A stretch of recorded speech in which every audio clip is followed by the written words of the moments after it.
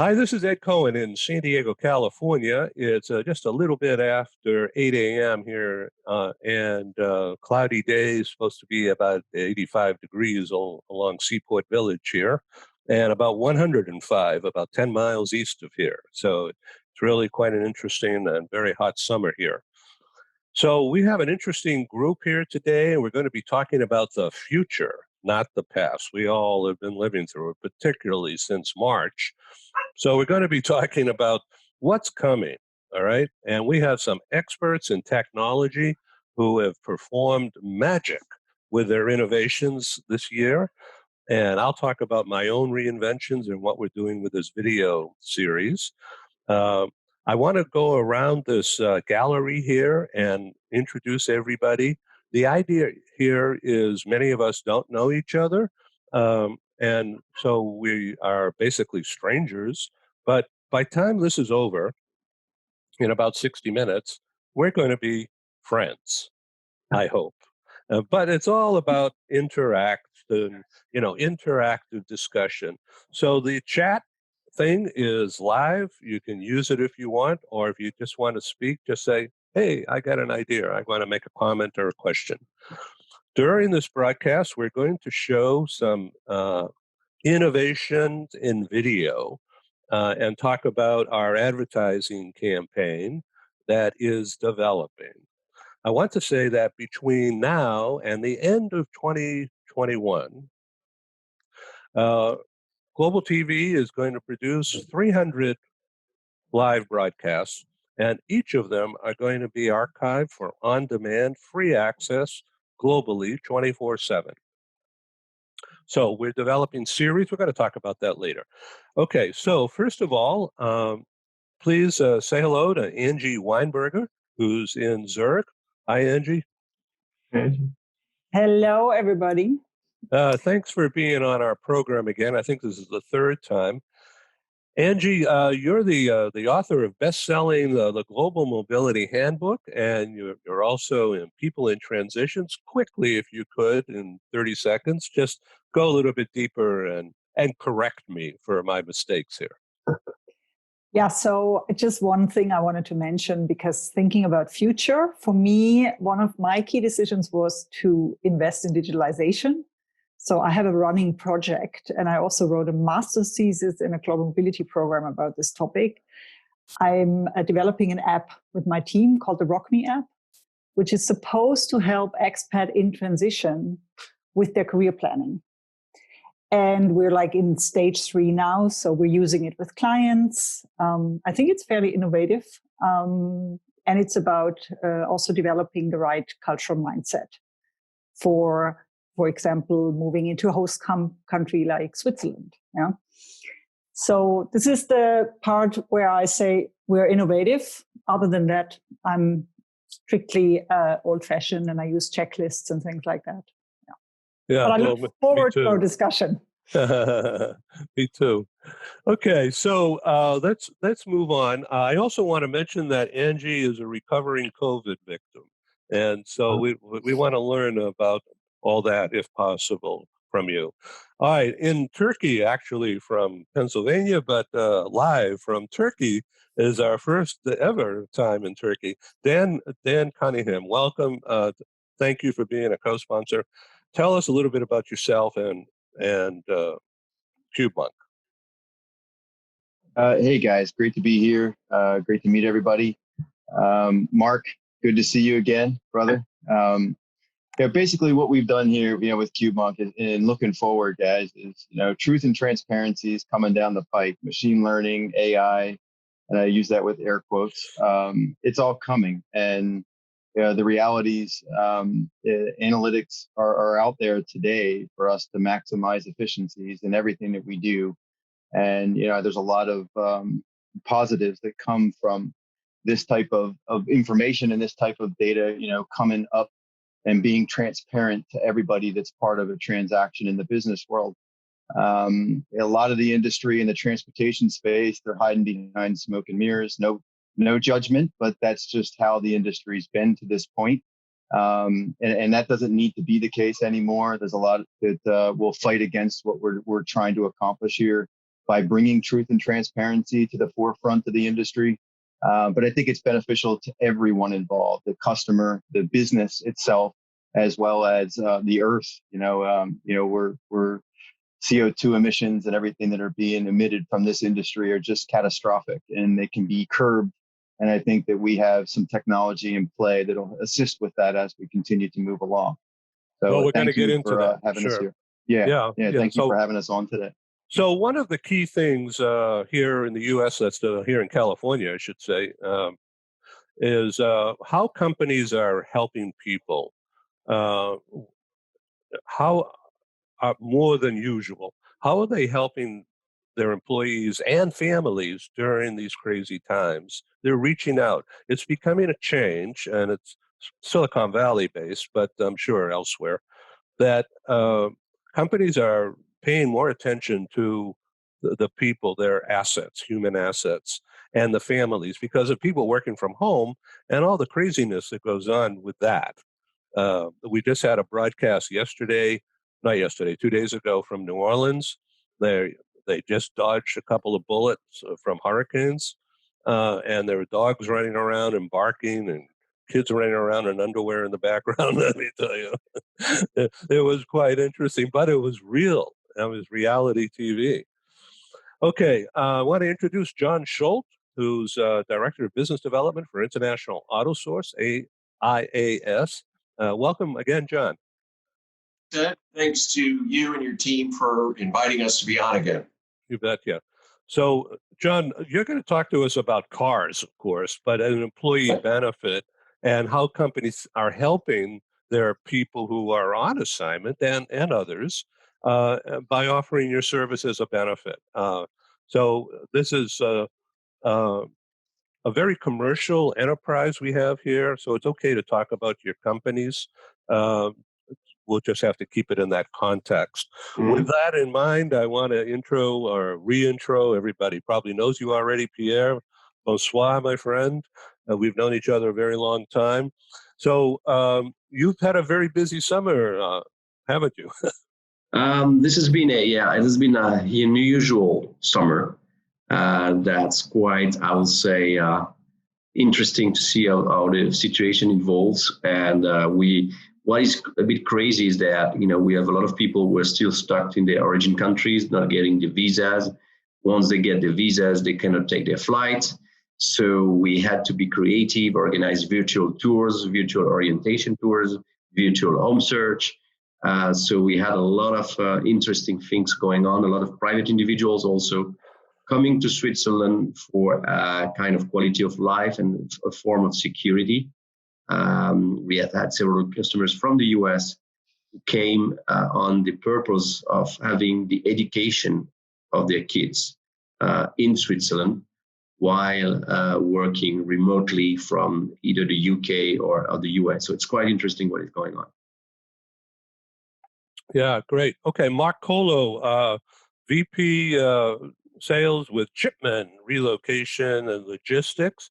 He's also a co-founder, and a director of our favorite charity, which is called findcures.org. Mark, welcome again. Thank you, Ed. Good to be.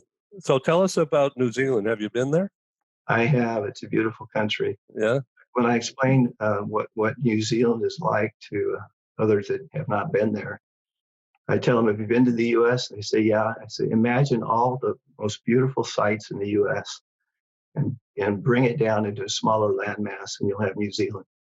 They got glaciers, they got amazing forests. Okay. It's just amazing. Thank you. Hold one second. Paul, can you hear me okay?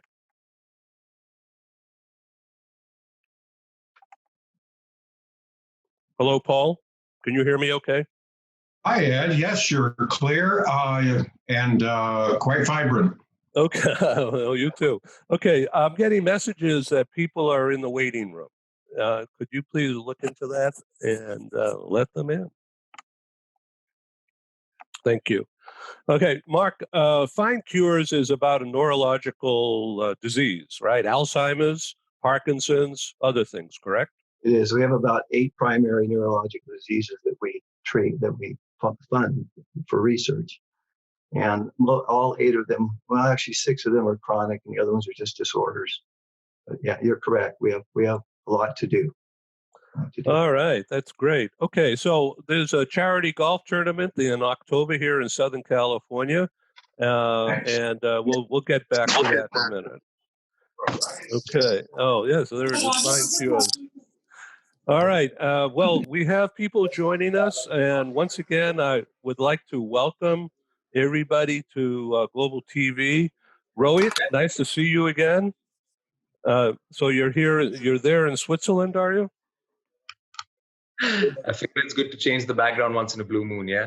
Yeah, I see. So Rohit Manucha comes to us from Dubai, and he is HR director for the Coca-Cola franchise in the United. Yeah. Oh, we hear voices. I'm not sure where that's coming from. Maybe we're connected to the global satellite system. We have a lot of people on this here. Okay, so let's also welcome Freddie Paxton. Hey, Freddie, it's first time. Thank you for doing this. Okay. Yeah, are you in your office in Washington? Yeah, I'm in my office in DC. Yeah, I know you really have been a world traveler. Do you miss all that? No. It's a nice break. All right, cool. Okay, Chase Eskelson, welcome, a first timer. Thank you very much for being there. Yeah, thank you for having me. Yeah, where are you based today? Dallas, Fort Worth area, Texas. All right. I was talking to Julie yesterday, and so here you are. I know she's busy. So Julie and Chase have a terrific online education. Very quickly, in 30 seconds, tell us about your school. What is it? Yeah, it's called the Bridge School, and it is. It's funny because we had this little niche digital education thing we were doing, and then 2020 happened, and everyone came and we're all in this digital education world together. But the Bridge School is a full-time online international school that we have students from all over the world. And it's an American education, fully accredited, NCAA eligible. Right. Okay. So we're going to get back to you so you could tell us more about this. Julie was telling me that you're fully accredited. You've been doing it for 20 years. And you're interested to learn about the expat market as a possible new avenue of reinvention or extension. So these people on the program today are worldwide experts in their respective positions. And so, as I was saying earlier, many people on our broadcast, since we've been doing this live since mid-March, for me it's a reinvention, have entered as strangers and they depart as friends, if not customers. So hang on to your wallets, everybody. Okay, so let's welcome Yvonne Kwa, who joins us from Washington, D.C.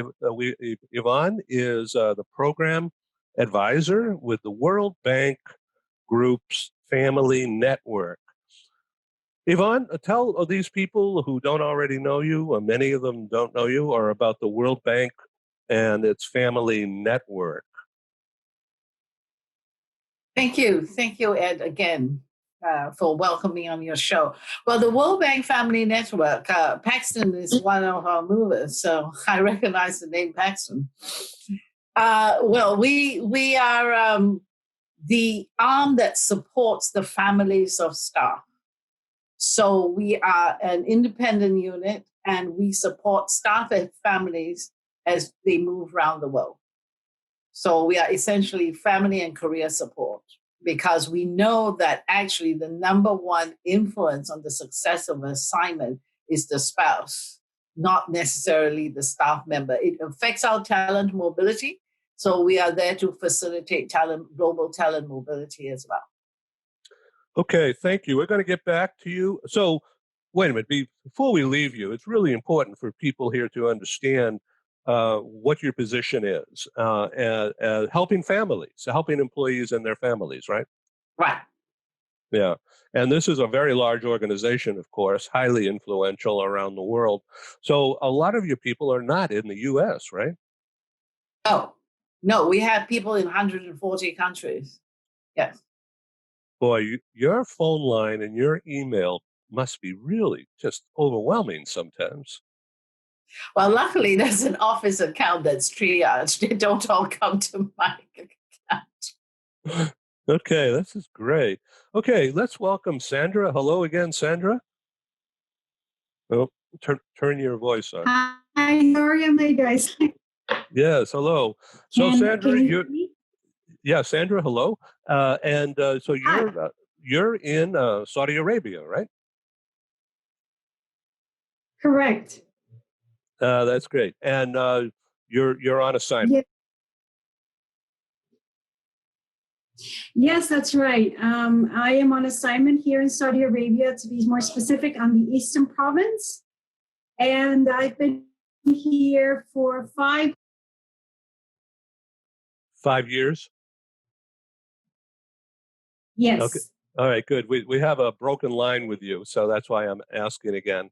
Okay, so this is like, I think, the 4th program you've been on, and I thank you very much for coming back and participating. We're going to go around and make sure everybody knows each other. Rohit, Manucha, thank you so much. So you want to talk about the future, not the past. I think everybody does, right? Yeah. To a certain extent. Yeah, let's move on. Right, so I'm not quite sure what we want to discuss here today at the moment, but anything you want. as organizations are actually gearing up for the future, given the fact that I think we're putting the COVID situation behind us to a certain extent, of course, taking into account the maturity level of every organization, at what stage they are in dealing with the current crisis, there comes a question then, are we again constantly looking at the rearview mirror, or are we also looking at the future? Are we ready for another crisis, something like this, God forbid? But are we prepared to handle it in whatever way that is required? And what are we doing in order to not necessarily just be blindsided with what has happened in the recent spate of events, and rather looking at a whiteboard and saying what possibly could go well in our favor as well? So not necessarily looking at the glass as half empty, but rather looking at it as half full. To that extent, when you look at the future, a couple of things which come to mind is when you're looking at employee experience, how exactly are we going to scale it up and start delivering it remotely? Because you had an organization in the very initial stages where you would think about giving offices, and offices would have a whole host of things, and you would invest heavily on that infrastructure, to the extent that now employees would, in certain surveys, prefer to work out of home. They find that safer. Some people do not have the luxury of working out of home because of the nature of the job, or quite frankly, the kind of house that they live in. So rejigging your entire compensation packages to the extent where you actually support people who work remotely, the IT infrastructure, plus also the infrastructure arrangements in order to provide them that opportunity, plus changing your entire policies and processes and empowering the employees to deliver something which can give them the employee experience that they want, rather than you dictating it based on certain set policies, which would be then at a global level and then taper down or at a local level. Then that comes to the next question of how do you then look at more of a blended workforce, a sort of a human and a machine mix, looking at not necessarily working from home, but probably the concept of working from anywhere. Like, for all you know, I could be in Switzerland right now had it not been for travel restrictions or the surgery which I just had. At the same time, you have this set of widening gap in talent, specifically something which will affect us in the future. And it's not necessarily constantly talking about the talent skill gap, but it's basically looking at future-proofing the talent in terms of having a cross-mobilization of talent across sectors. Because what ends up happening is we tend to look at talent necessarily from a sector-specific requirement. For example, are you FMCG experienced? Whereas to a very large extent, a lot of our skill sets are not necessarily tapered or have to be factored into a bucket of a sector-specific know-how. So those are a couple of the points which I had. And I guess each one of you have something to bring on the table. So I'd love to hear from you on this. Rohit, how many employees do you have? Whoa. The Ojan Group, largely, and all its subsidiaries, we have about 10,000 employees globally. ACCBC, which is Ojan Coca-Cola, one of the joint venture entities, is one of the subsidiaries that we handle. Apart from that, we have interests in oil and gas, hospitality, real estate, and so on and so forth. Excuse me, Paul, can you mute that person, please? Thank you very much. Okay, so you said you have 10,000 people and you're the HR leader, which means that all works through you? No, we have a decentralization structure. So each region has its own HR business partner, each subsidiary at its own. I'm the group head of talent for John Group Holding, and that's the structure that we have right now. That's pretty cool. Okay, so you're all over the Mideast or just UAE? It covers the MEA region.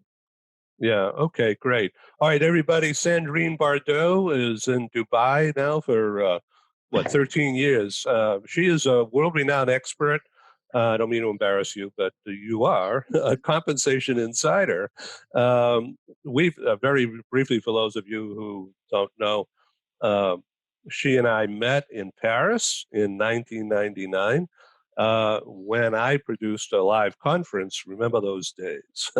So it was a pretty good conference. At that time, you were head of Comp and Ben, International Comp and Ben from Microsoft in Paris, and you were a speaker at my conference along with Colgate-Palmolive and Total, and we had quite a cast of characters there.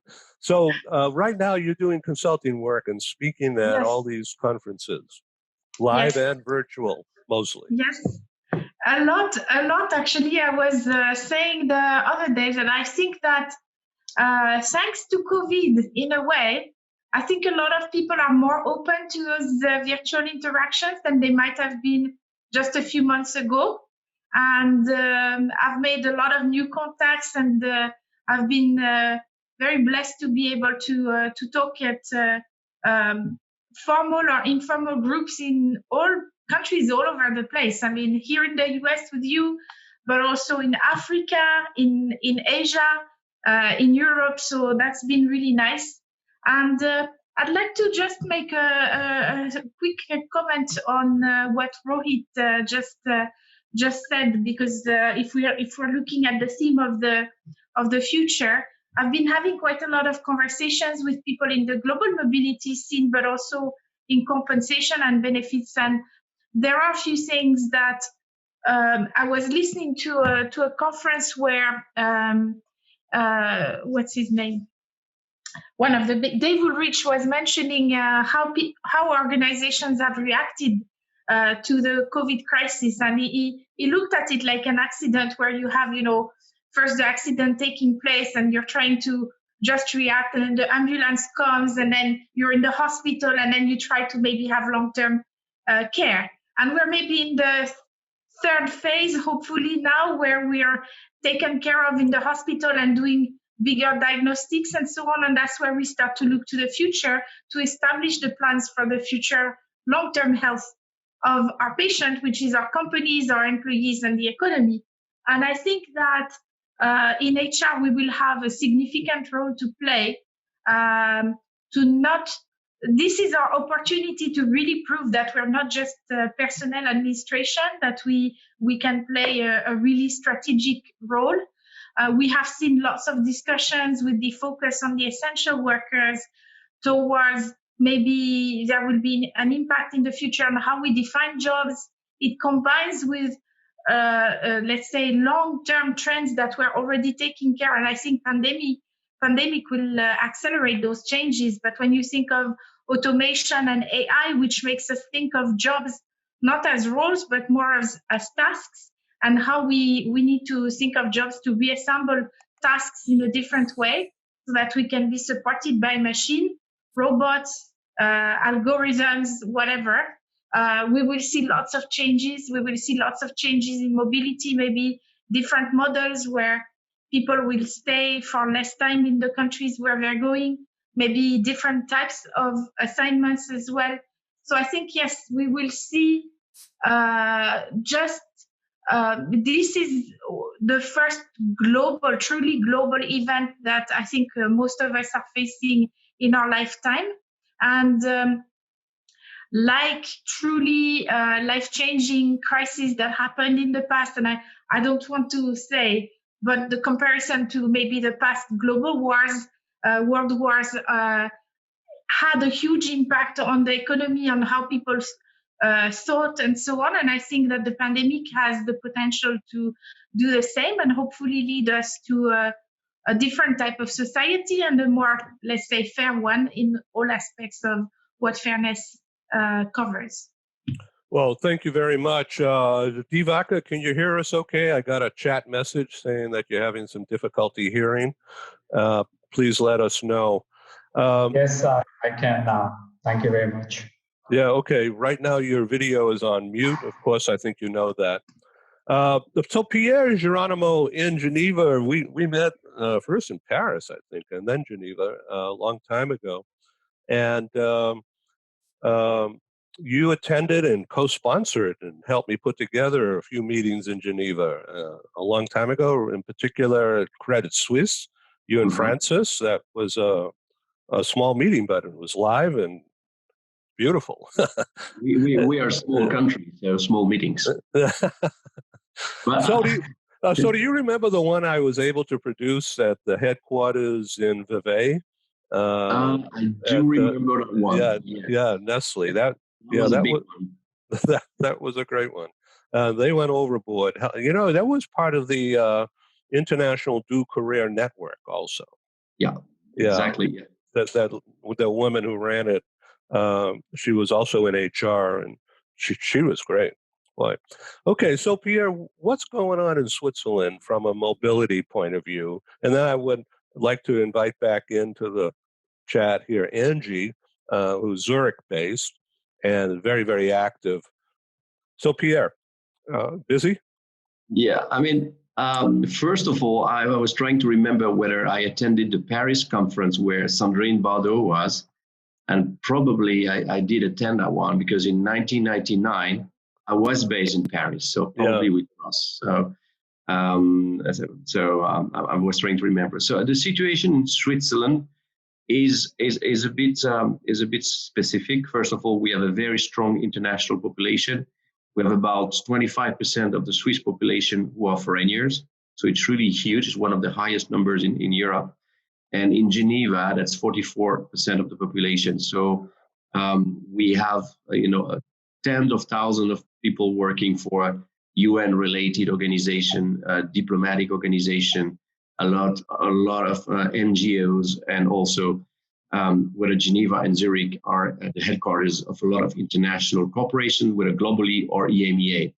So closing the borders had a strong impact on our activity and also on the activity of a lot of multinational corporations. So clearly, that was quite surprising because this is a small country. So when the border is closed, you really feel it, because if you drive in Geneva, you drive 15 minutes, you're already in France, so you are already in the EU.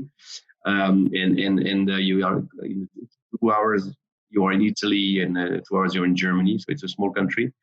But what I would say, we were fortunate to have a very strong support from the authorities. The big advantage we had in Switzerland to have a robust economy, very sound finance, and a very, I would say, efficient administration.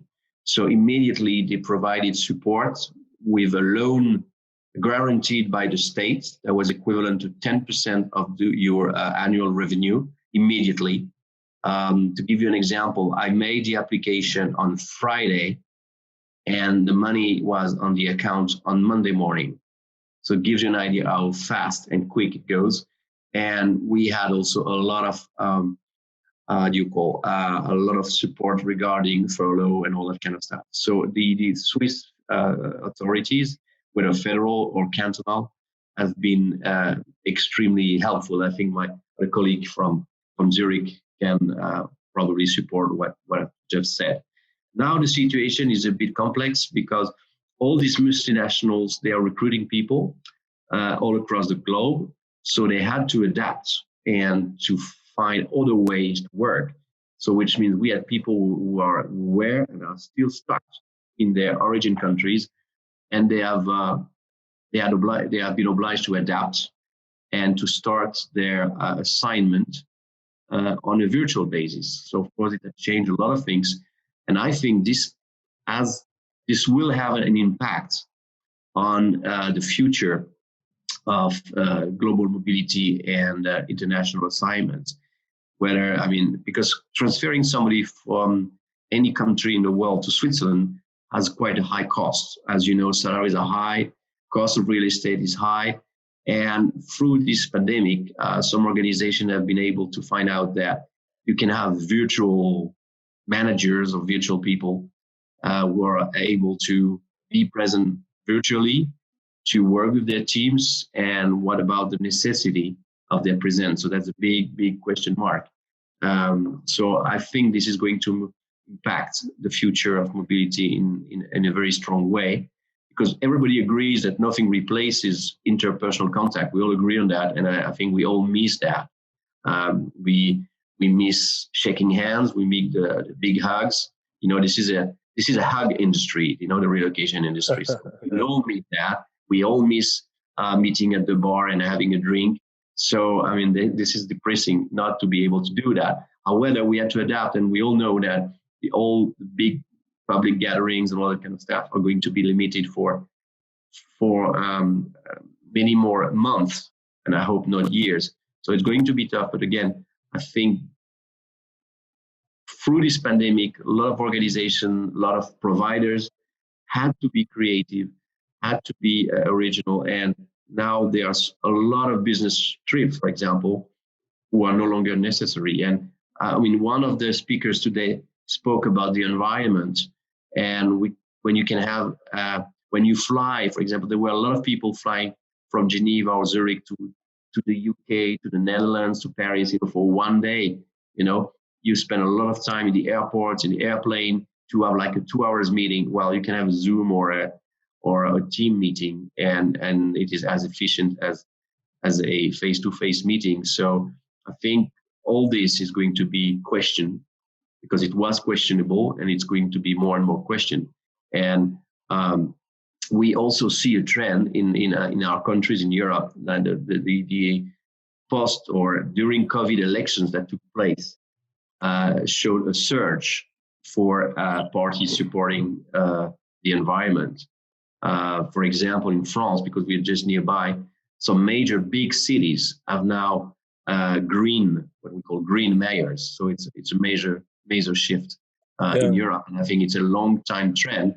And my personal point of view, and I'm not going to monopolize the speech, but I mean, COVID has just accelerated something that was already there, but at a low level.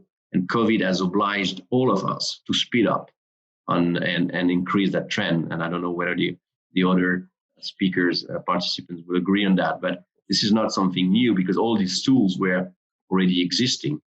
Just to adapt to that situation, we just use them intensively. And it has also, in our own organization, which are not like 10,000 organizations, we are less than that, but we have learned to be more efficient via all the what I call virtual tools, virtual meetings. And we realized before, to have everybody in the same boardroom or the same meeting room was quite complicated. And now we don't even ask the question. It's so easy to organize. Again, as I said, it doesn't replace the interpersonal relation that I think we all miss. Yeah. Thank you for your, will be different. Thank you for your perspective. I want to get back to you and ask you in your role as a board director of organizations, Swiss Association and also Europe. And so what's happening with those? But first, Angie Weinberger in Zurich, you're a people person. That's your business, is helping people through transitions. Mm-hmm. And particularly you've been active, I should say, helping get the word out about women and about diversity and inclusion things. Yeah, there are a few things I wanted to say also, speaking on topics that Pierre just touched on. So first of all, the general trend that was accelerated now with the COVID crisis of reducing long-term assignments, I think that was a trend we were watching. And I was holding a lecture yesterday. I was shocked to see it in actual numbers. Between, let's say, 2018 and 2019, 2 reports, the number of long-term assignment dropped from around 90% to around 50%. So we already had a tendency to go more for shorter assignments, international business trips, and cross-border commuters are very common here. Now, obviously, with the crisis, all of this stopped. So we had to think about new models. So one of the things I'm working on at the moment is with a few colleagues is for one of my clients, a home office policy for a very small country, which is next to Switzerland, where almost 50% of the workers are cross-border workers. So you can imagine all of this has implications for social security, tax, etc. So it's very complex. And where, I think the future is going to go is we're going to have some new breeds of expats. So a lot of people are talking now about virtual assignees. I think also the so-called digital nomads are on the rise. Obviously, we will see more diversity. This is something, that's been in the cards. And I hope we will see more female assignees, more minority assignees, LGBTQ couples on assignment. And that we also, that all of us, we will help in pushing this trend, because I honestly think without a push, the balances are not going to change. So I think they will need further support from us on the global mobility side. They will also need other services, maybe than the traditional couple where the man is the main breadwinner and the wife stays at home. So they might have other needs. Also, a lot of expats coming from developing countries have other needs, and we have to take care of that in our policies. But I think the general topic about being more environmentally friendly and the trend about more technology, more digitalization, I think it will just lead to a lot more new assignment types. And I have to say, I think at our end in the global mobility world, we haven't really solved those technical aspects of how we're actually going to do this. So it's going to be an interesting time. Sorry, Ed, what was your other question? Yeah, so you're a COVID victim, and obviously recovered beautifully. So what's your perspective? To make up. You're learning from that. Trauma, so one of the things that I miss is not only hanging out at bars, but having workshops with actual people and not doing online workshops. So I have one client, and I insisted that we do physical workshops with social distancing. I think there's some workshops where it's really helpful to be in the room together. I don't say this can't be replaced by an online learning environment, but I really, really enjoyed to have that exposure again. I have to say, though, I noticed I don't have the same energy level. So even though, so for those of you who don't know, I got COVID when I was skiing in March, one of those stupid people who went skiing despite the risks. But even though it's almost 6 months ago, I can still feel that my energy level is not the same. I used to hold like a whole day lecture standing, and this is really difficult right now. So what I want to say is, in any type of crisis, I think you need to be prepared for the worst. Also, obviously, take care of your health first. I think this is something that just needs to be prioritized. It's also something I always tell my expats or expats that I'm coaching: prioritize your health, make sure that you're well. Your well-being is the number one criteria for success. Obviously, also that your spouse and your children are well, but I think the general well-being is something that has not been too important for many global mobility managers. And I think also in HR, for a long time, we talked about this. We talked about employee well-being, but we haven't really put it into practice enough.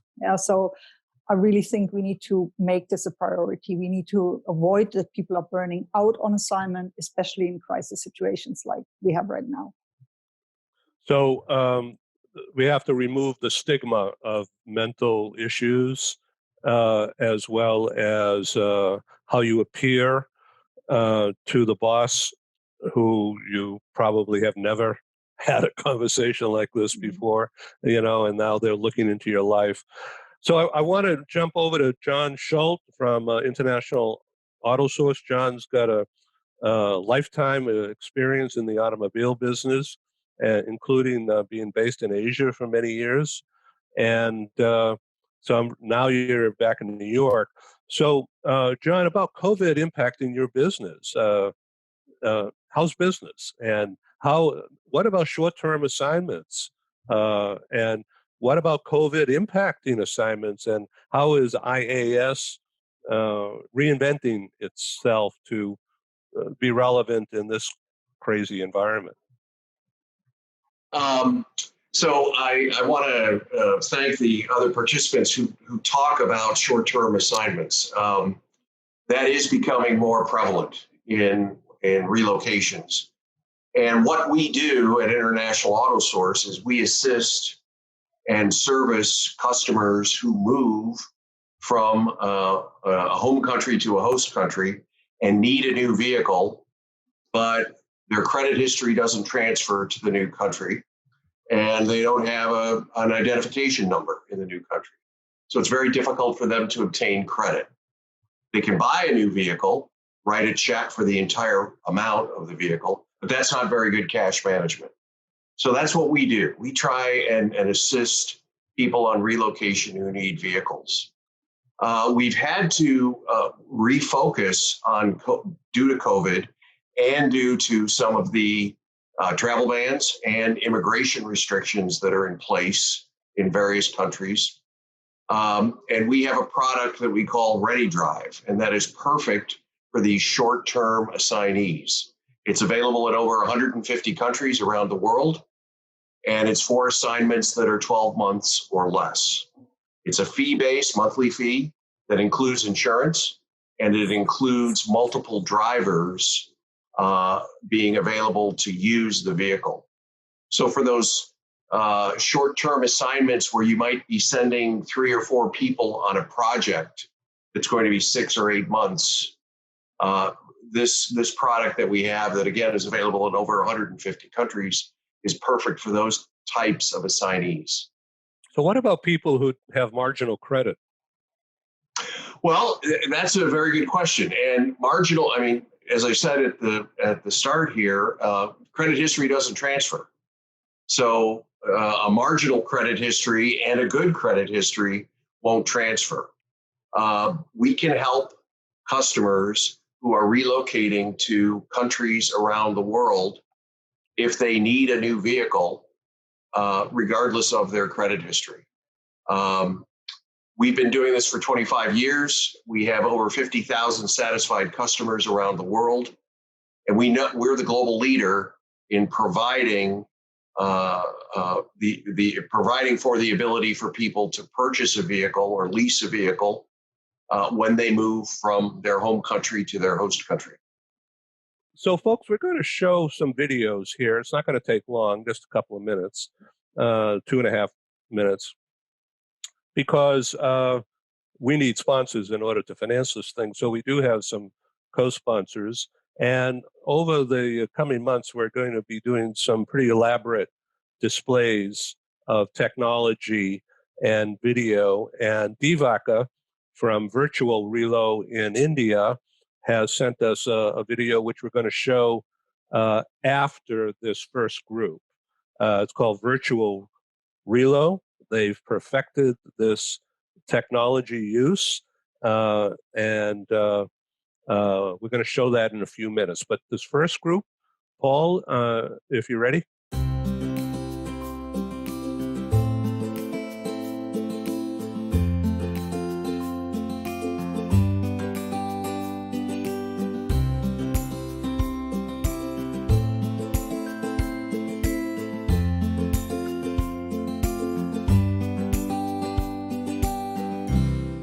Okay, so that's the first group. I just want to show you those. We're grateful for sponsors, of course. But sponsors are also welcome to speak up. And so just wanted to make sure you know that this service exists. We try not to make it intrusive or offensive in any way. And some of our sponsors are preparing, they're not ready yet, but they're preparing to come on after Labor Day here. US Labor Day is September 7. And into the fall, our schedule is going to greatly accelerate, and we're going to have some additional sponsors coming on, and they'll all have video. As an expat moving to the USA, relocating is exciting, but it can also be stressful. Getting a car, truck, or SUV for personal transportation is usually a high priority. That's where International Auto Source comes in. We make getting the vehicle you want for your work assignment or academic program easy, so you're ready to drive when you arrive. Our product specialists have helped over 50,000 expatriates with their personal transportation needs, making us the largest international auto retailer in the world. International Auto Source gives you flexible payment options to buy, lease, or rent a vehicle from the world's leading auto brands, arrange financing on a purchase or lease without a U.S. credit history, social security number, or driving record, get full insurance coverage, and get approved easily through our low-rate factory-backed financing programs. And because we're an authorized distributor of the world's leading automotive brands, our no-haggle prices are competitive, and the buying experience is hassle-free. We'll even guarantee your new vehicle will be ready the day you arrive. With over 20 years of experience in the global community, we are the vehicle experts for expats. We are International Auto Source.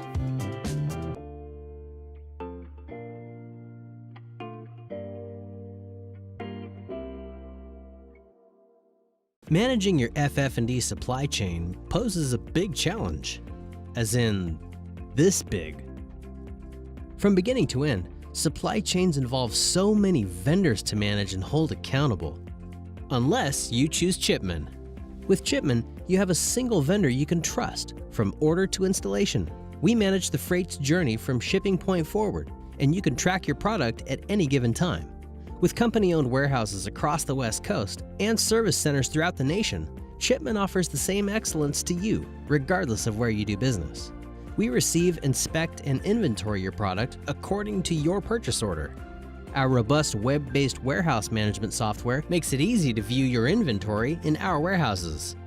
Because Chipman is an asset-based logistics company, we have the resources to deliver your product on schedule and to respond to expedited requests. We can even go the final mile with full FF&E and OS&E installation services. We work to ensure your project finishes on time and on budget. We've built a single source solution for our customers, offering freight management, warehousing, delivery, installation, and project management. Make Chipman your logistics partner on your next hospitality project. Hiring the right talent is paramount for the success of any corporate. Oftentimes, this requires the relocation of the workforce from other cities to their work location. Relocating to a new city can be a stressful experience, which may in turn directly impact the overall productivity of the employee. Historically, most domestic hires are provided with a lump sum relocation allowance and then left to fend for themselves. This results in them having to invest a significant amount of time and effort to identify a suitable property, choose the right packers and movers, and thereafter struggle in dealing with multiple vendors. Further, the cultural differences and limited knowledge of their destination city could add to their woes. On the other hand, hiring managers of these corporates have to ensure that they provide the best onboarding experience, an integral part of which is a successful relocation. They also need to maintain cost efficiencies. The need of the hour is a relocation expert who can address all these challenges and improve the overall experience while still ensuring maximum savings. Presenting Virtual Relo. an online ecosystem that makes the process of relocation for the ever-increasing mobile workforce extremely easy and transparent. Most importantly, the cost saving for the corporates is going to be substantial, given the enhanced support they can now offer through the unique Virtual Relo platform. Virtual Relo offers a host of features that makes the entire relocation experience hassle-free and also provides corporates with complete control over their employees' move. Virtual Relo is designed to curate a list of properties as per the employee's exact requirements, while providing them with the option to save on the brokerage amount. Virtual Relo organizes quotes from some of the top packers and movers in India, allowing easier comparison and informed decision-making. An online smart lease that assists with local rental terms and conditions.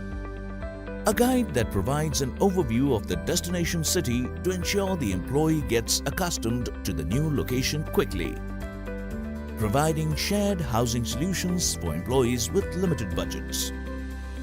Help employees with value-added support services like furniture rentals, white goods suppliers, etc.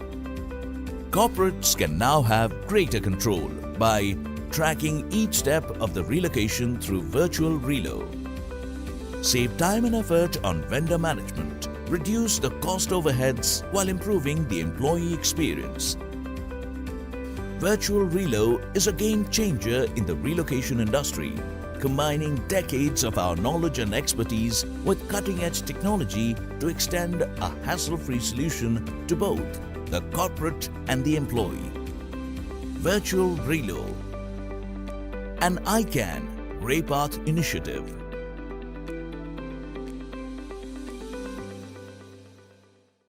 Thank you for sticking with us and watching these. Divaka, please join us. Thank you. Thanks, Ed. Thank you for having me over on your show. Yeah, well, thank you for giving me the option to show that.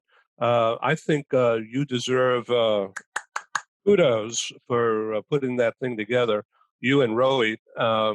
So tell us about the virtual. Do you have screw-ups, misconnections? Because so much is riding on the technical aspects rather than personal service. How do you handle that risk? So we do often have technical issues, and we're in a country where you have power surges, you have other internet breakdowns, so there are multiple issues. So what we've done is at the back end, we have a very robust customer support team, which jumps in immediately and back to emails and telephones, connect with the customers immediately, discuss their requirements with them, and ensure that the services, there's no break in the service. But we do get back online very fast. We've got a technology team which is working 24/7 to ensure that the product runs seamlessly. Yeah, but this is technology. Divaka, your video is not visible. I mean, your image, your head image is not showing. Please check into that. I hear you fine, and we're all learning from you. But it'd be nice to see your head. Let me just. Oh, there you are. Okay, cool. Okay, so once again. Back? Oh yeah, everything is cool. So I just want to say thank you for being responsive and for showing that video. Giving me the okay to do it. I think it's beautiful and very, very well done. Yvonne, what do you think about that video? I think it's very well done. And I just was wondering, it's a completely virtual process, correct? Yes, it is. It's an end-to-end relocation process. We are a DSP, and we needed to ensure that we could provide services to our clients, not only during the pandemic, but even after the pandemic, where health and safety of an employee becomes paramount for any client. And the minimum human interaction possible. So we're trying to go end to end with our online services. And this is just the beginning. I mean, I think you mentioned, or I don't remember who mentioned, but there's so much that we can do with technology. There's still vision AI that we're trying to play around with, where we can identify products for packing automatically, housing automatically for the assignees. So today, technology has become an enabler in our industry. We used to use it as a support at one time, but I think going forward, and especially with the pandemic, with everything going virtual, technology is going to play a very, very major role in the coming years. Right. Thank you. As you could tell, folks, this is not rehearsed, not scripted. So it's called Organized Chaos, but we're all friends, right? So I want to bring in first timer Chase once again. Chase, reiterate, if you will, very quickly, what is your educational school? You've had 20 years of experience doing this. And once again, I'll say that you're interested to learn more about the expat and that I'm very willing to help you. But are you using video? Yes, sir. Yeah. So our school, this is not new to us, right? This is something we've been doing for a very long time. And in fact, in the state of Arizona, we had the largest school of all schools put together. So this is something that we do, and we do very well. And now we're getting into the market of supporting international families and mobile families. One of the benefits is as people move from here to there, they can stay in the same class with the same teacher. They can have the same classmates, and they can stay in the same curriculum. And increasingly, as the world gets smaller and technology gets better, we're able to do this in a new and innovative way while maintaining what we do really well, which is educating students. So we're very excited to be joining. I've got a lot of questions about supporting mobile families. I've already asked a couple in the chat, so thank you so much for having me. But yeah, we're very excited to learn more. Okay, so John Schultz, thank you for that video. I think it's really cool, and thank you for being a co-sponsor. What have you learned today so far, John Schultz, from your perspective about the diversity on display here? It's really interesting, and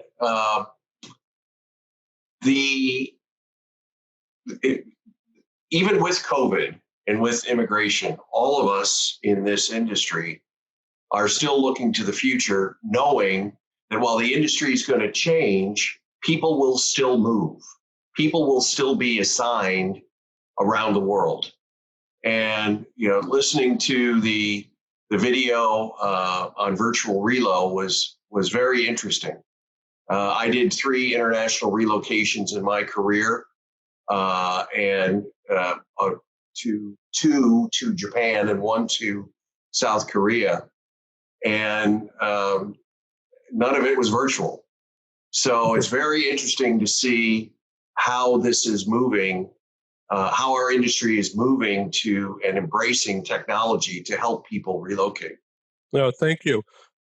Dan, your product, CubeMonk, and please correct me or go further than what I'm about to say, is an innovation on packaging, safety, security, communications, and control, I guess. You're a control freak, are you? It's just bringing truth and transparency, single source, truth, where everything can be worked on in one platform, similar to virtual relo. I actually, I like his approach to this. It's similar to our own. We've just taken more of a machine learning approach to it. Okay, what is machine learning? And just describe your cube, okay? And let people know what makes it so cool.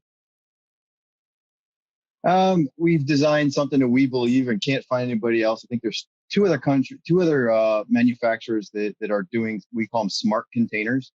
And we've basically tied something we have designed called a guru device to these containers.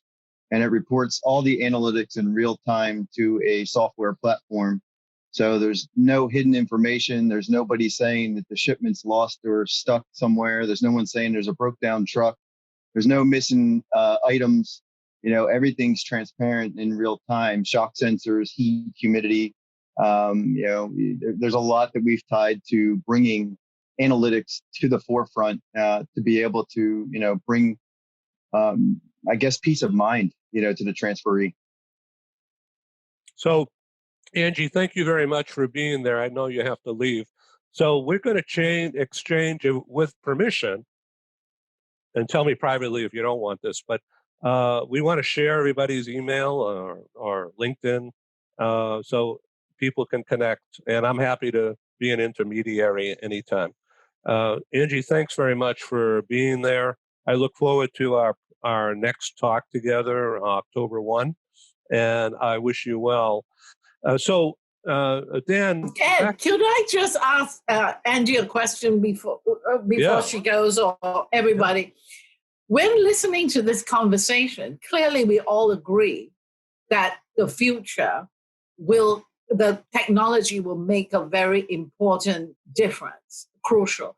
But in times of relocation, I'm wanting Angie here because Angie made the point about the human contact. So the question now is for the future, because somebody else said we will continue to move people. And in times of transition, we need human connection. So how do we make the virtual more human? That's my question. I'm afraid I don't have any answers. I only have questions thinking into the future. Okay, Rohit. Well, can I just say one thing about this? Yeah. Because I have a theory, and I call it that we bring the human touch back into global mobility through digitalization, which sounds weird, but actually because of platforms like Virtual Relo, we will be able to spend a lot more time directly talking to our assignees as global mobility managers, for example. So I have a feeling we have more chances for personal interaction when some of the administration that is done in the background, I'm sorry, that's my bell. Some of the admin done in the background is taken away from us. Yeah.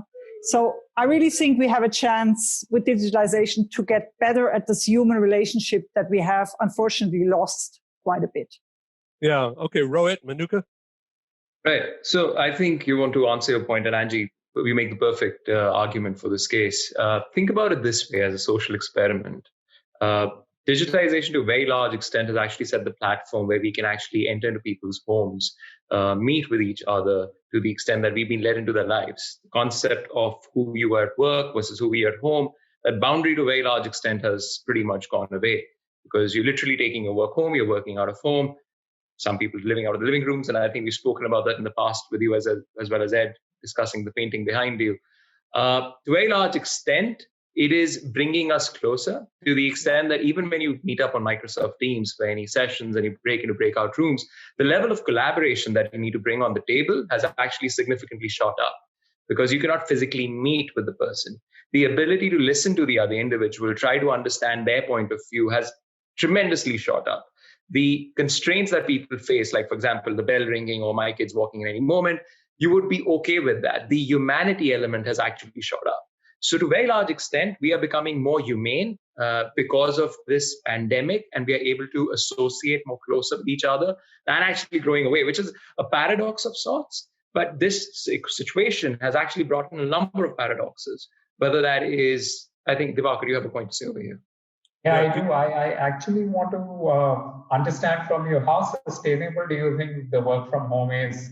I mean, at the end of the day, there is human interaction that all our employees want. I think it's also having an adverse effect on their mental health. They're working longer hours. So when I speak to employees, they're working a lot longer than they were in the office. There's no interaction. There are no tea breaks where they can just, meet around the coffee table and discuss with their buddies and interact with them. So that's I think having an adverse effect, and a lot of people want to get back to work. So what do you have to say on that? True. Thanks for that question, Divakar. I won't take much of the time, but the two sides of the coin. There are families who feel that the work from home in principle allowed them to get closer to their family members. They now spend more time with their spouses, they spend more time with their kids. The fact that they're not able to take a tea break, but they can walk into the kitchen any moment, grab a tea, speak to their kids, go back into the room, They have meetings where the children come and attend. So it all depends on the organizational culture that you have primarily, to a very large extent. That has a huge chunk to play, depending on. So, for example, you can hear my kid actually entering my door, entering the room right now. So it quite primarily depends on the kind of organization culture that you have, to what extent you're open to the idea of people bringing their work, or rather blurring the boundaries between home and work. That's number one. And you hear my daughter also screaming for me.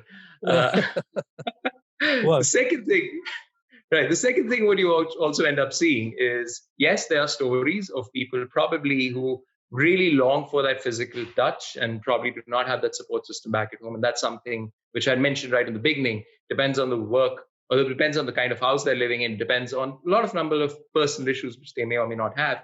Mental well-being is something which, and emotional well-being together, is something which has come onto the fore.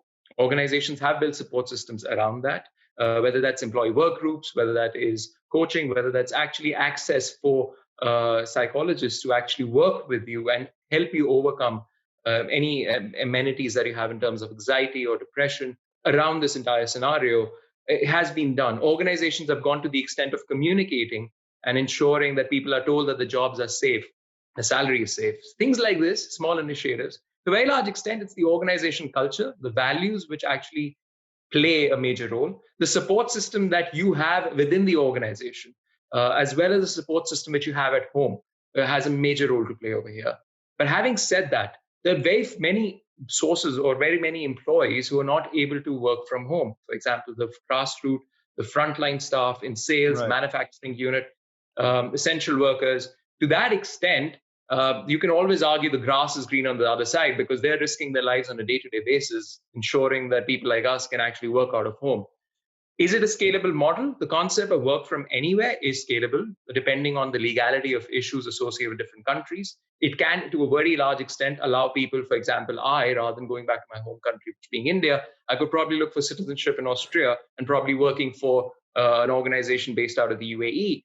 It opens up huge myriad of possibilities. However, that also then brings in the concept of countries accepting that, the legality issues around visas, work permits, international taxes, then the compensation and the human resource policies, the organization structure, the employee mobility programs, and all of that cannot be done by humans. And that's where the machine element comes in. For example, the automation of rewards platform is another piece which comes in, which is AI in total rewards, which is job evaluation becoming an automated mechanism, to the extent that policy is not being relegated from globalization to localization, but rather being more individualized to deliver an individual employee experience. The host of possibilities are endless. And thing is, we have the pace of change right now. And if we don't do anything right now, we as human beings are very, I would say, lack of a better word, complacent and do not like change. And it's like COVID. The situation hit us really hard. It was like a Band-Aid. You had to rip it off, quickly adapt to the change. But now when people are getting used to it, it's where the risk element begins. For HR, primarily, it's now people who've driven this change. It's IT, definitely, which has given us the platform, but it's the organization, it's your people who've burned those extra hours, who've stayed back late, ensured this change has happened. We need to ensure that the people agenda continues as a strategic momentum and we don't lose focus on that. And to, I believe, Angie's earlier point, that also extends to the element of equality of all races, kinds, religions, thought, and so on and so forth, and LGBT community, everything of that sense. Thank you, Rohit. I want to bring in Sandrine, but first, Yvonne. So would you like to comment on what Rohit was just describing? I really resonate with the point that organizational culture is key, because what is acceptable and not acceptable in terms of work from home, where can we go? You know, can my child come in and cry?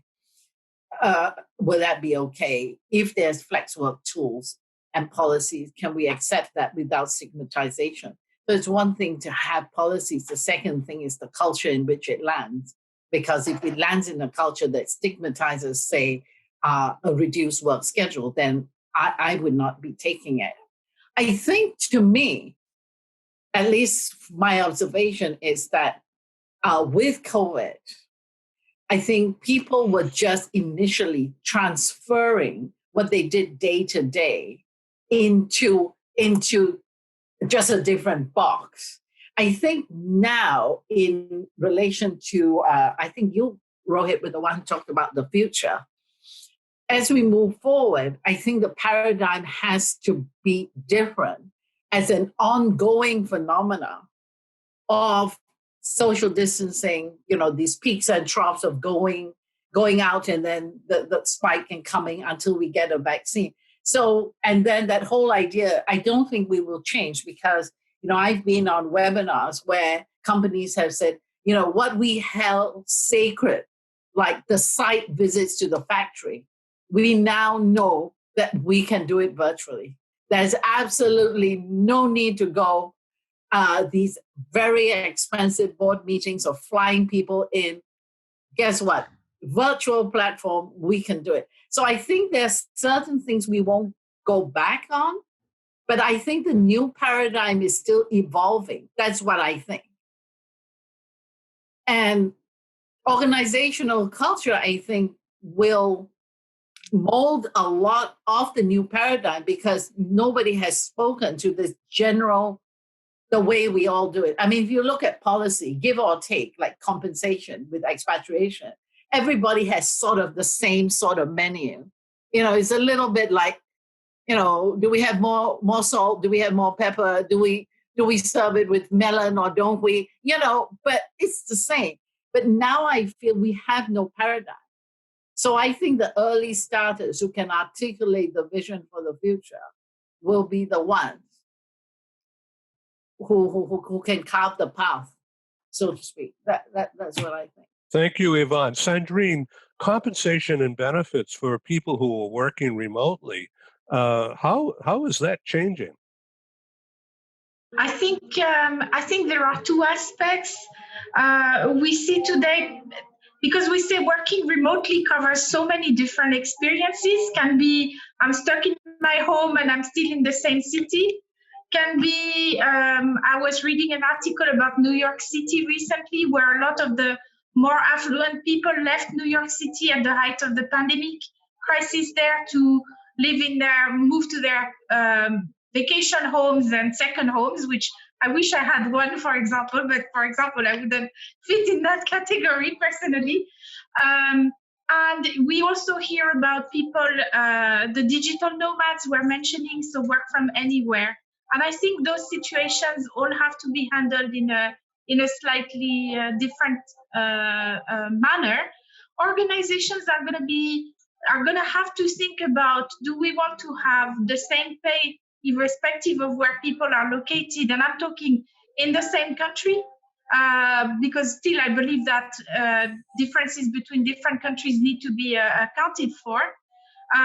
What I think might happen is a system where both can win, probably, where employees can maybe reduce pay for somebody relocating to a lower cost area, but not reduce it necessarily to the same level as the people who were already there. So kind of a compromise where the employees still paid a standard of living which they would have expected if they didn't declare that they're moving to a new place somehow.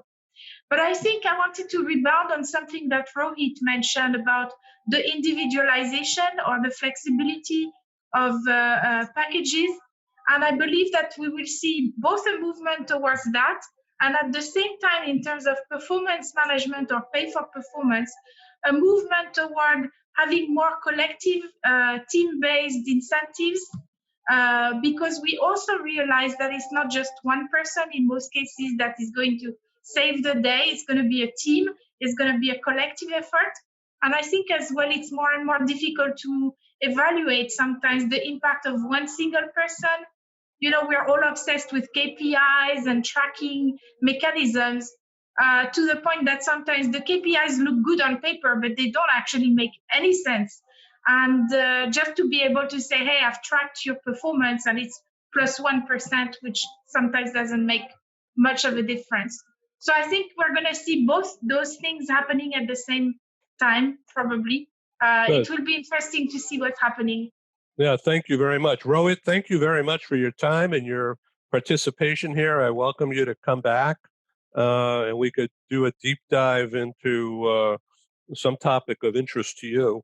And I thank you again Pierre, would you like to comment from your position of board director, Eura and other groups, and how you're going to be managing things? I guess you're going to keep virtual going.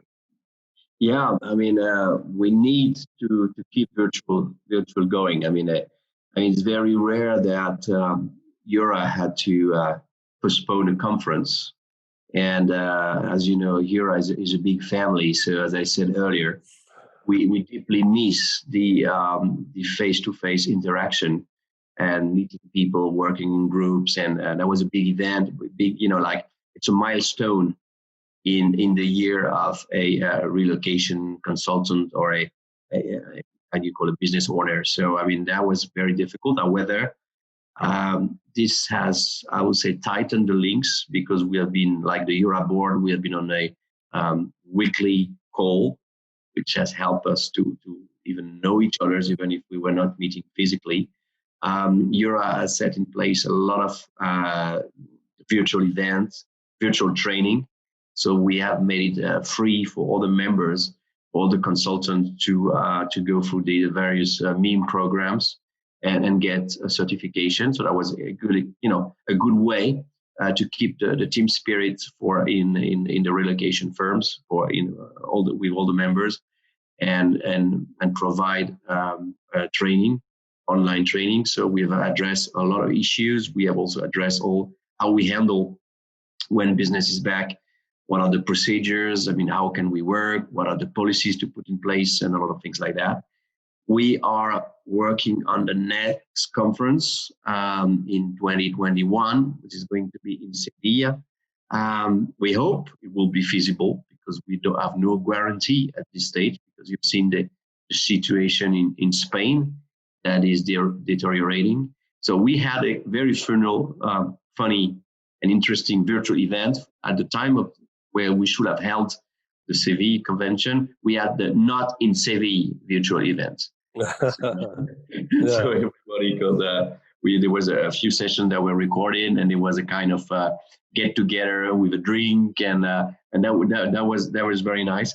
And yeah, again, we need to, like professional associations need to be very active because when you're a business owner in our industry, you need support, you need guidance.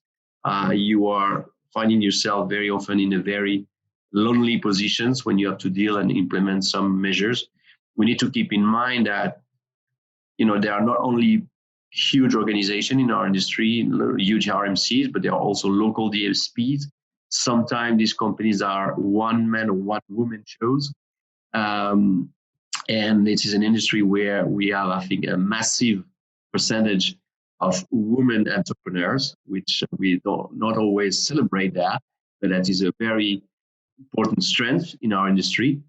So that's why we are so resilient, because we have a very high percentage of women running businesses, and we don't very often say that. And when I'm I'm talking with friends about how I manage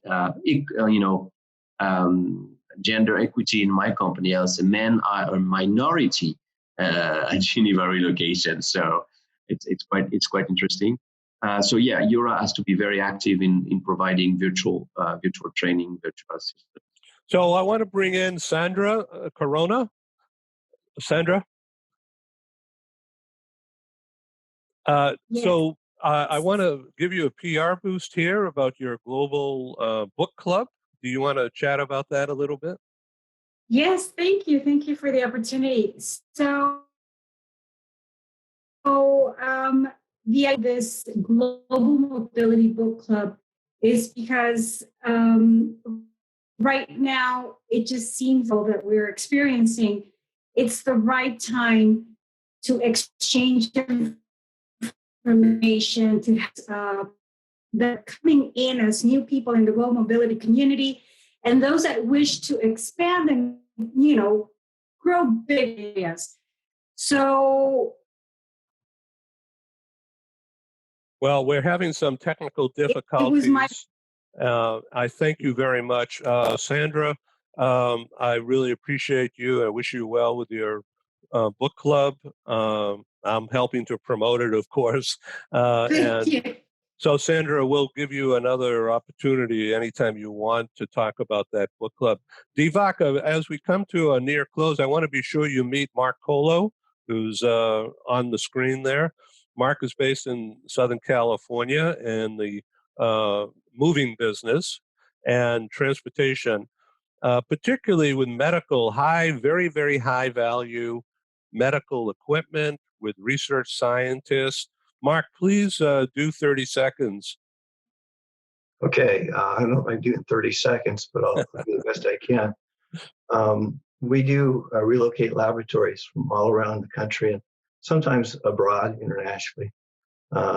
These laboratories are run and operated by researchers who are looking for cures for these neurological diseases that we target with our foundation. I've moved several of them. Probably in the last 4 years, I've moved about 85 research scientists, and some of them with just world-renowned reputations and amazing technologies and things that they've learned about these diseases. One gentleman I moved, his name was Howard, and he had 30,000 brain samples that he had to move from DC to Southern California. And he said, Mark, this has to go perfectly. He said, I can't have the temperature rise or drop more than 3 degrees. If it does, it'll compromise my samples. And that was his whole life's work. So no pressure there, right? So I said, well, you'll be happy to know that I have Parkinson's. And he was a specialist in Parkinson's and Alzheimer's.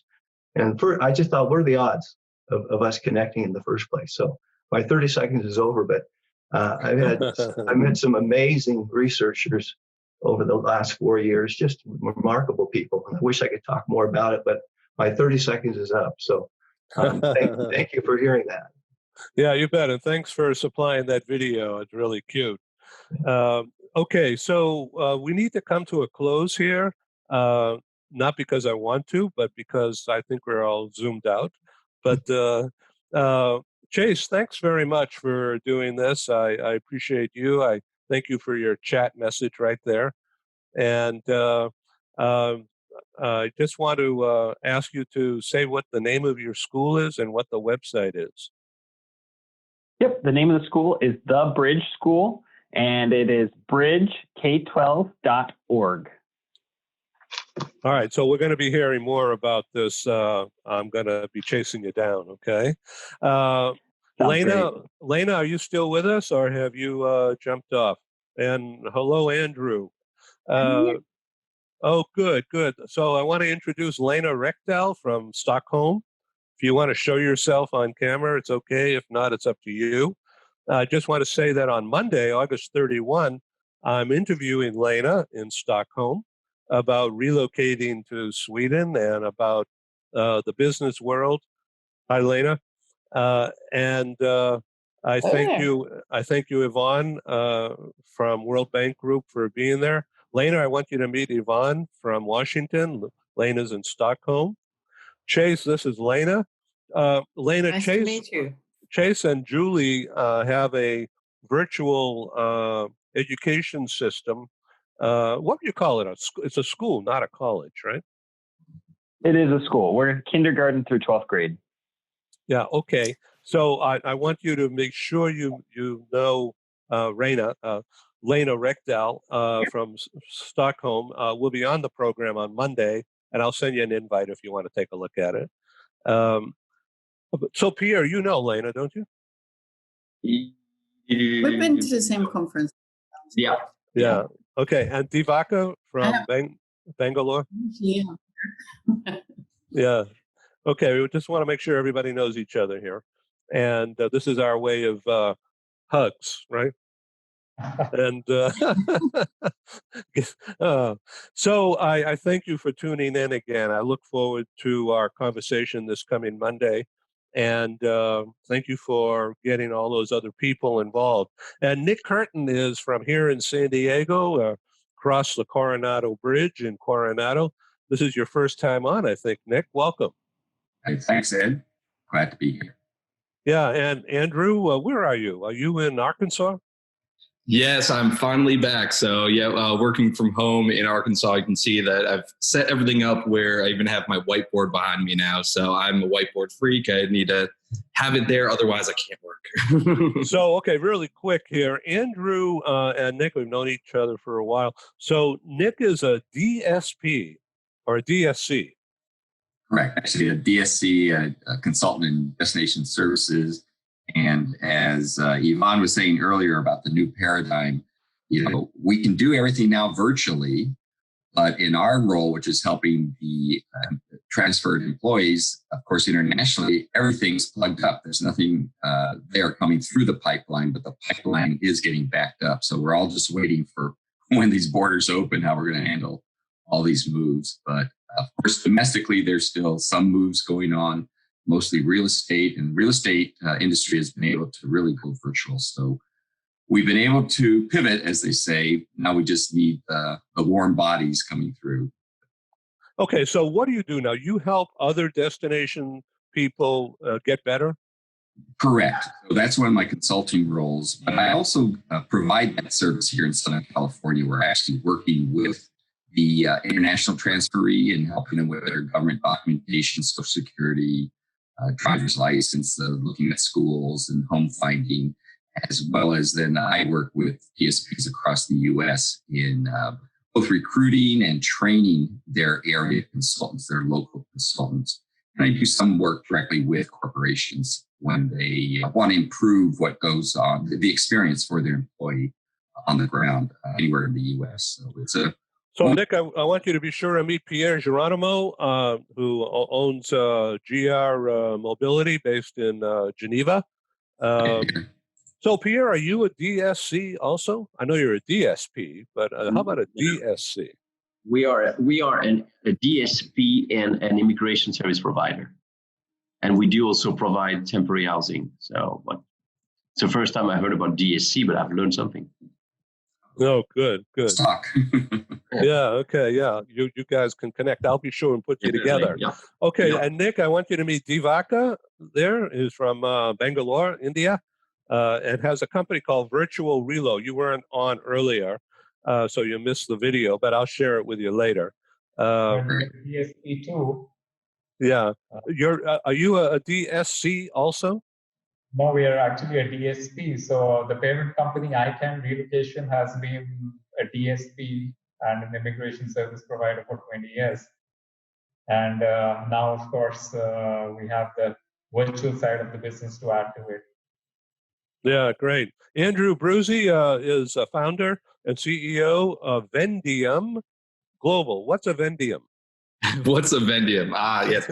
Actually, so it's fun when people ask me where I came up with the name. It's a combination of two Latin words of to sell and to help. So quite literally to sell help. We're an HR consultancy firm that specializes in AI. And actually, it's interesting that there's so many DSPs and DSCs on here where just yesterday we had built a bot to help with a DSP based out of Germany. So just kind of helping to augment their workforce with some automation, since obviously in certain cases are due to COVID, we've had to downsize a bit. We've had to run a lot more lean. We've had to pivot in our offerings, and ways to stand out are always helpful. So I could send some information on that over to you all as well that may be helpful for your endeavors as you're looking to stand out a bit in the competitive landscape.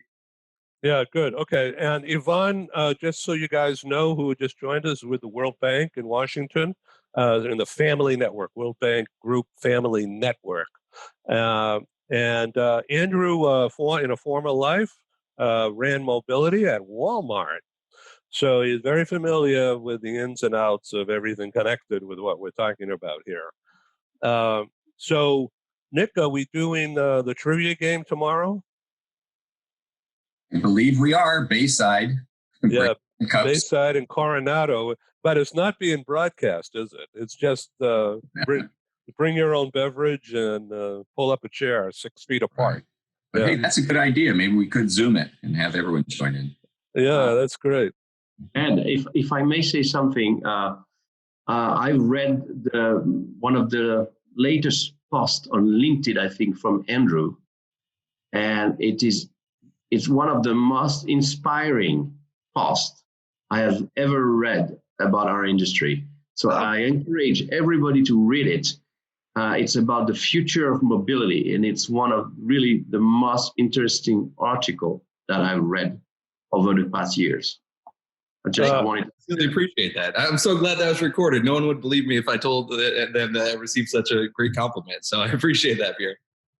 Okay, Andrew, that's a good tee up. So hit the ball. Tell, what's it about? Sure. So it was a and actually, Ed, this has been something that I was working on for a long time, where I believe even last time that we had a conversation, which was a bit ago, it was something that I was working on then. And kind of the idea was just due to the state of COVID, what everything's going on right now, and just naturally where everything's changing in the industry, what technology should we look at? What areas of focus should we look at? So the future of mobility in the way of the tools that we're using, the processes that we're using, and the places that we play in. So if you're, let's say, a relocation management company and your business is being reduced a bit, how do you augment your workforce to make them more effective? And what other areas should you be looking in order to generate revenue when your moves are down? Cool. So, Andrew, I want you to meet Chase Eskelson. He and Julie, a partner, have for 20 years been in the education business, and now they're interested in the expat community. So thank you, and I want you to meet Sandrine Bardot, who's based in Dubai. So, Sandrine, what's your next virtual speaking role other than being on the Ed Show? I think the next one is actually tomorrow. I'm delivering a session on the future of job descriptions and job evaluations for some HR students in, I can't remember, a country in Africa. Sorry, I am drawing a blank. And so that's the next one coming. Yeah, thank you, Divaka, for being on the show and for bringing your video, Virtual Relo. It's a brilliant portrayal. And come on back. Thank you again. It would be a pleasure to be back. All right, that's cool. Bye, everyone. Thank you. So, Pierre, you're going to take some time off in the next week or two before you get into the fall season? No, I took this year only a few days for a vacation. I must say I'm fortunate to live in an area where a weekend can be like a vacation with the mountains, the lakes. So, but this year it's quite difficult to take longer vacation. You know, as I said, we're not a big organization, so it's a team, and in these difficult times, I think also it's a clearly a business opportunity, and it's time when you need to be there to support your team, to address any possible issues. And there is something that I wanted to say earlier. We're talking about virtual assistants for assignees, but you need highly experienced consultant. And all of us have traveled a lot, have worked a lot, have a wealth of experience, and we can convey that through these virtual tools. But we have all that experience, and that helps a lot. If we didn't have all that experience, if we hadn't been to so many places, if we didn't have the empathy that is required in our industry, any tool we will use will not really help. So there is always human beings behind a virtual tool. Thank you for that. So do you go sailing when you can out on Lake Geneva? No, I go swimming, but not sailing. Yeah, that's cool. And temperature is just perfect right now. It's around 25, 26 degrees. Nice. It's just excellent. Yeah. But in the coming days, the temperature is going to go down. So the end of the summer for us. Yeah, Joanne and I just got back last night from a week up in Big Bear, California, which is at 7,000 feet. And the humidity is gone, high temperature 80 during the day. At night, it got to 45 2 nights ago. So fall is coming. Anyway, I thank you, everyone, for being involved, those in the background as well as those who have been on camera. and I welcome you back to Global TV, and you'll all be notified about upcoming shows. Once again, our next broadcast live is this Monday at 8:30 California time, 17:30 CET, and I'm interviewing Lena Rekdal from Sweden. And then September 1, I'm doing a broadcast with a gentleman by the name of Christian Hoffele, who's from Germany but now living in Atlanta, and he's known as the culture guy. And we're going to be doing I'm not sure what we're going to be doing, but we're going to be talking culture.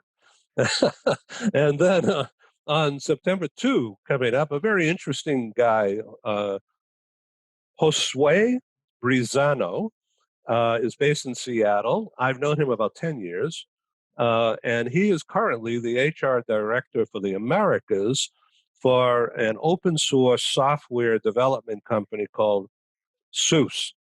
I'm not pronouncing it right. It's SUSE. And so we're going to be talking about what that company does and what his role is, and about relocation of people or not, and where it's going. So that is from Seattle with Josue this coming September 2. We are doing something very special, which will be announced. It's been a big secret up to now. September 15, I happen to have the honor of hosting a celebration that's mainly U.S. oriented. Nancy Carter is an industry icon in the relocation industry. She's been with the Darden, D-A-R-D-E-N, Darden Corporation for 48 years, and she's retiring now. So this is a celebration of her work life, and all of her friends from the mobility industry, including Peggy Smith, will be on our program. That's September 15, 11 a.m. Eastern. And more about that later, though. You'll be hearing about it. Yes, and many more shows to come. We're doing a whole series of destination reports going around the world. As I mentioned, Sweden is this coming Monday. We've already done Canada, Taiwan, Japan, and we'll even do Arkansas one day. But so more about all that later. I thank you again. I love doing this, and thanks very much for being on our show, and come back again. So this is Ed in San Diego, Nick from Coronado, Andrew from Northwest Arkansas. So did you get damage from the hurricane? Not yet. It's still coming. So just south of us, but it's where I am. It's going to go right by, so we'll get some heavy rain. Okay, Pierre. Bonsoir, mon ami. I appreciate you. See you later, my friend. Yeah, Sandrine. Ciao. Hi. Okay, Chase. Nice to meet you. Okay, signing up. Let's go. Bye-bye. Bye. Thank you all. Thank you.